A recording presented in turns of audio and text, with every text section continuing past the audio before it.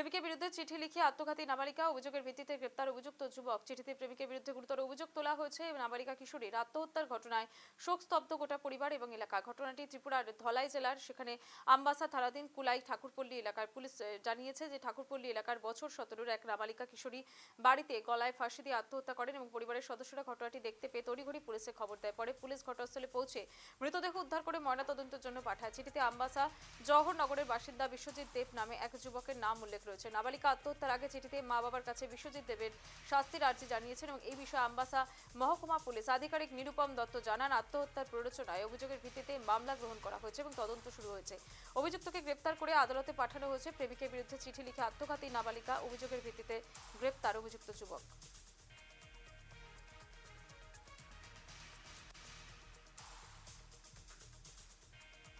সরাসরি চলে যাবো, আমাদের সঙ্গে রয়েছেন আমাদের প্রতিনিধি কিশোর রঞ্জন হোর। কিশোর, এই মুহূর্তে দাঁড়িয়ে কি প্রতিক্রিয়া উঠে আসছে?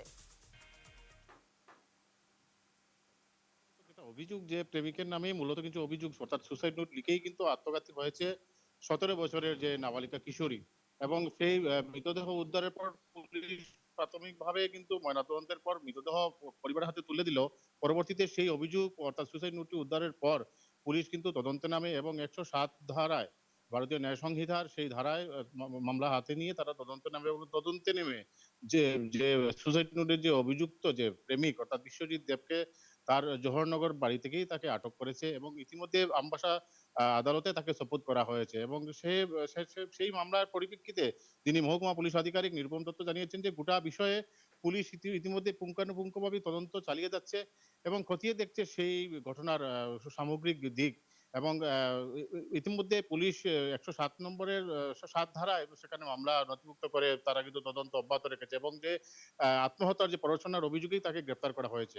তবে সেই ঘটনার প্রকাশ্যে আসতে যেমন এলাকা জুড়ে যেমন চাঞ্চল্য ছড়িয়েছে, তেমনি কিন্তু দাবি উঠছে যাতে করে পুলিশ সেই যাত্রায় যেন নিরপেক্ষ তদন্ত করে এবং সেই তদন্তের মাধ্যমে যদি অভিযুক্ত সে দোষী হয় তাহলে তাকে কঠোর থেকে কঠোরতম শাস্তি প্রদান করা হয়। গোটা বিষয় নিয়ে এলাকা জুড়ে কিন্তু বর্তমানে চাঞ্চল্য ছড়িয়েছে।